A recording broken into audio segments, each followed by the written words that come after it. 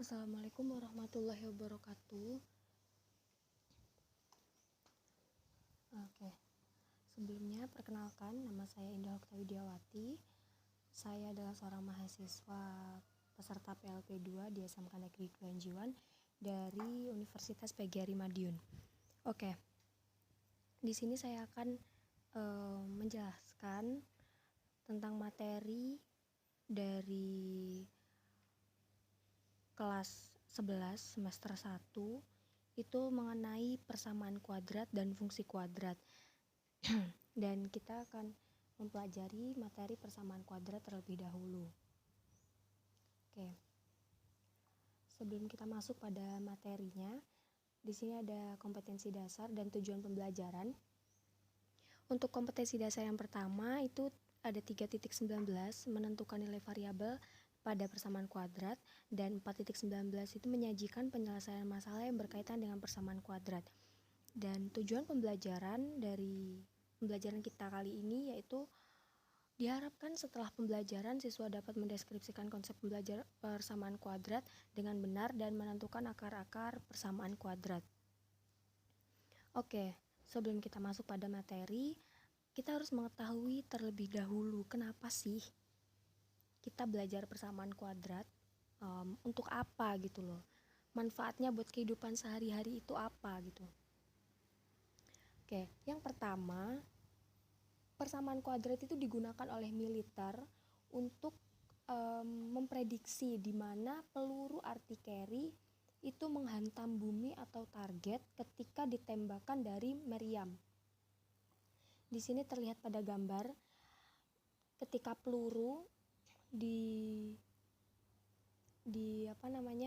dilemparkan atau diluncurkan dari meriam. Ini yang hitam, titik hitam ini peluru. Nah, dan titik kuning ini di mana tempat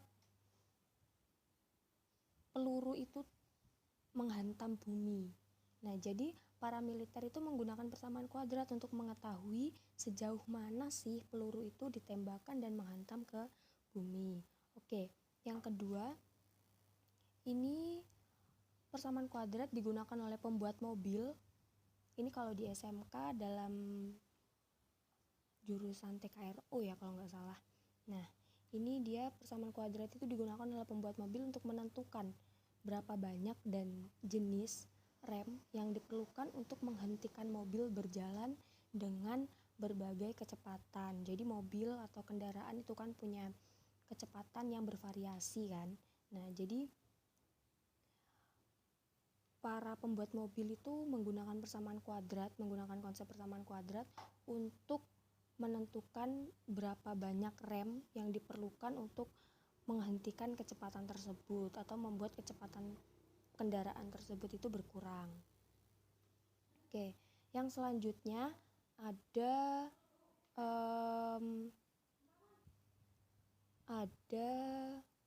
ini seorang polisi. Nah, polisi kalau tadi ada militer lalu pembuat mobil, kali ini ada polisi.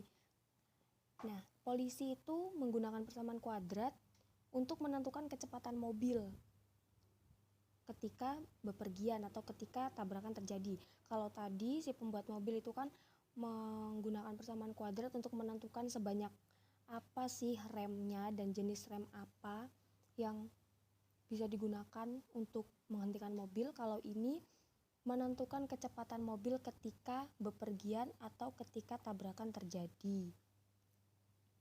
Nah, jadi kalau kecelakaan itu kan banyak disebabkan salah satunya oleh kecepatan kendaraan. Nah, jadi polisi itu menentukan seberapa cepat mobil itu ketika sebelum bertabrakan, sebelum kecelakaan menggunakan persamaan kuadrat. Oke, nah di sini ada soal atau persepsi ya, atau soal yang bisa dikerjakan menggunakan persamaan kuadrat. Di sini soalnya itu ini berhubungan dengan kehidupan sehari-hari ya. Jadi seorang anak berdiri di atas tebing yang memiliki ketinggian 5 meter dari permukaan tanah, melempar bola ke atas. Nah, jadi di gambar terlihat ya. Lalu bola ke atas dengan kecepatan awal 20 meter per sekon. Kita anggap bola dilepaskan ketika berada 1 meter di atas permukaan tebing, di mana anak tersebut berdiri. Tentukan A. Tinggi bola setelah 3 detik, dan B. Waktu yang dibutuhkan agar bola tersebut sampai di permukaan tanah. Ini sebagai contoh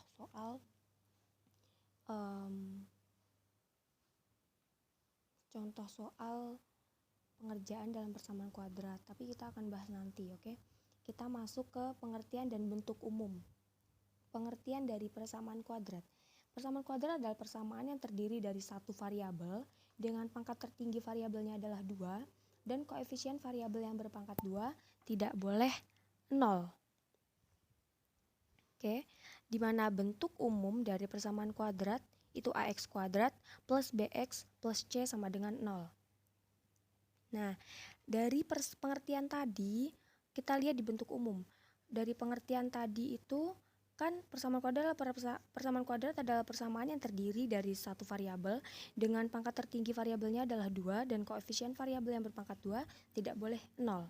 Nah, coba kita lihat koefisien variabel yang berpangkat 2. Koefisien variabel yang berpangkat 2 tadi yang mana? Yang ini kan? Nah, ax kuadrat. Tidak boleh 0. Kenapa kok tidak boleh 0? Coba ya, kita coba masuk ke contoh terlebih dahulu. Oke, ini tadi sudah. Lalu kita masuk ke. Nah, di sini ada ketentuannya di mana A, B, dan C merupakan anggota bilangan real dan X merupakan variabel atau peubah. Nah, di sini juga terlihat. Sebentar. Di sini juga terlihat A merupakan koefisien dari X kuadrat, ya kan? Di sini A. Terus B merupakan koefisiennya X, ini B merupakan koefisien X, dan C adalah suku tetapan atau konstanta. Nah, ini dinamakan suku tetapan atau konstanta. Oke. Lanjut, kita masuk ke contoh. Tentukan nilai A, B, dan C dari persamaan kuadrat berikut. X kuadrat min 3 sama dengan 0. Tapi, lalu yang kedua ada 5x kuadrat plus 2x sama dengan 0. Dan C, 10 plus x kuadrat min 6x sama dengan 0. Dan D, 12x min 5 plus 3x kuadrat sama dengan 0. Nah, jawabannya, yang pertama kita coba x kuadrat min 3 sama dengan 0. Dimana tadi pada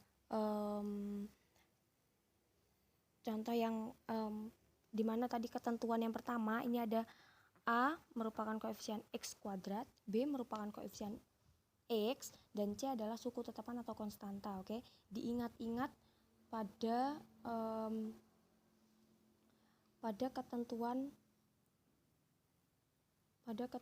yang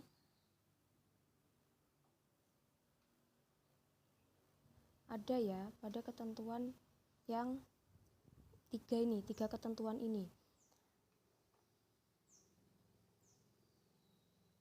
Oke, kita masuk ke contoh A, B, C. Kita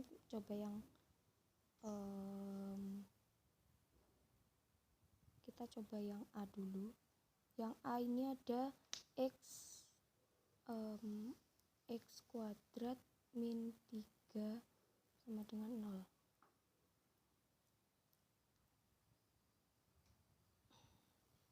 Ya, ada x kuadrat min 3 sama dengan 0. Dimana A-nya tadi A kan merupakan koefisien dari x kuadrat atau x yang berpangkat 2. Di sini x yang berpangkat 2 itu A-nya 1. Kenapa? Karena kalau 1, angka 1 itu nggak perlu ditulis karena sudah diwakilkan ke x. Kalau lebih dari 1, contoh 2, 3, 4, 5, itu harus dituliskan. Contoh kalau misalnya setengah, sepertiga itu juga harus dituliskan. Tapi kalau misalnya cuma 1 itu nggak perlu dituliskan. Oke. Lalu yang B nilainya 0.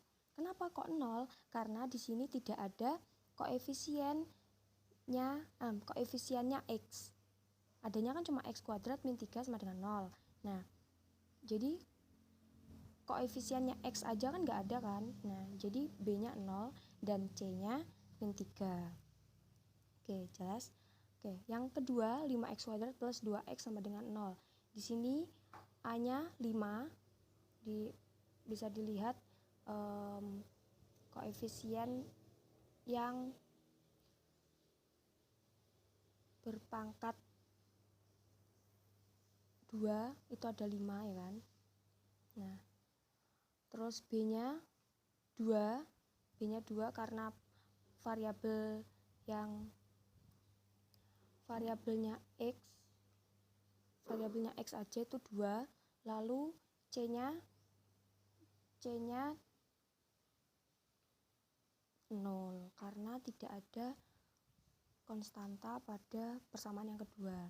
Untuk persamaan yang ketiga itu biar lebih mudah, kalian ubah dulu 10 plus X kuadrat min 6X sama dengan 0 itu jadi bentuk umum AX kuadrat plus BX plus C sama dengan 0, dimana X kuadratnya di depan, lalu 6X nya pindah ke depan lagi, 10 nya pindah ke belakang, sehingga A nya ketemu 1, B nya ketemu min 6, dan C nya ketemu 10. Nah, untuk yang terakhir 12X min 5 sama dengan 12X min 5 plus 3X kuadrat sama dengan 0, itu A nya ini juga sama, kalian harus mengubah ke bentuk umum dulu agar lebih mudah.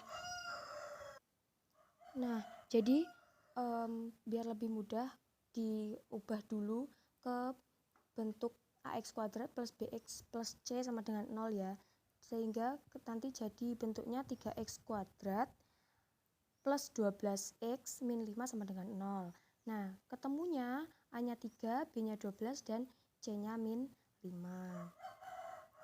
Oke, di sini ini contoh yang kedua.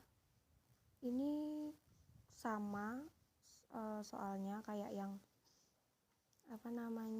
yang pertama, cuma bedanya ini gak ada sama dengan nolnya, sehingga harus dibuat sama dengan 0 terlebih dahulu.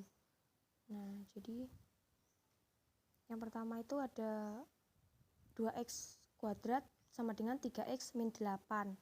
Nah, untuk langkah yang pertama, kedua ruas ditambah dengan min 3X ditambah 8 agar supaya 3X min 8 nya itu tadi bisa 0.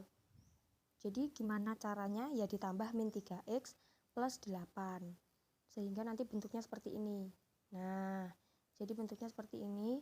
Ketemunya nanti bakal 2X kuadrat min 3X plus 8 sama dengan 0.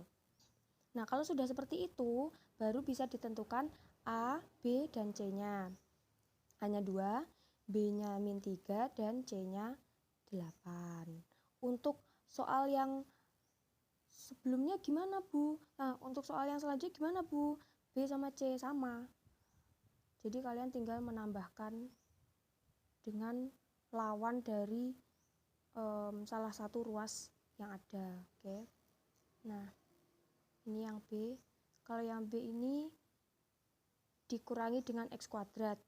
Soalnya dia cari yang pendek biar sama dengan 0. Nah, sehingga nanti ketemunya seperti ini. Tuh, min X kuadrat sama dengan 2X kuadrat min 6X plus 2 min X kuadrat.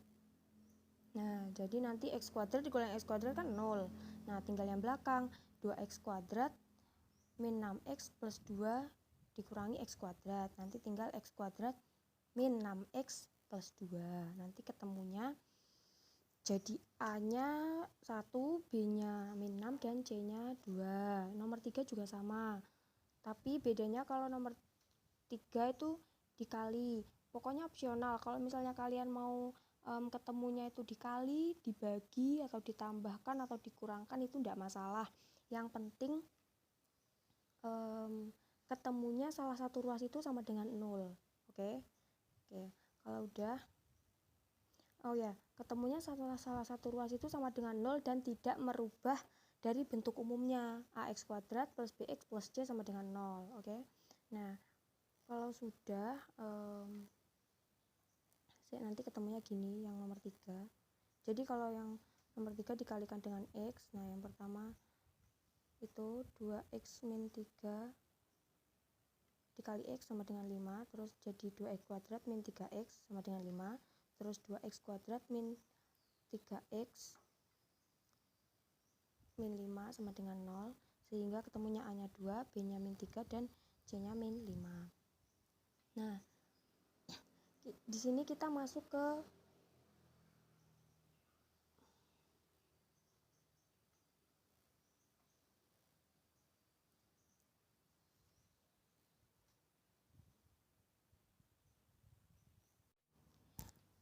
Oke, saya kira pembelajaran kita cukup sampai di sini pada pertemuan kita hari ini. Apabila ada kurang lebihnya, saya mohon maaf. Akhir kata, wassalamualaikum warahmatullahi wabarakatuh.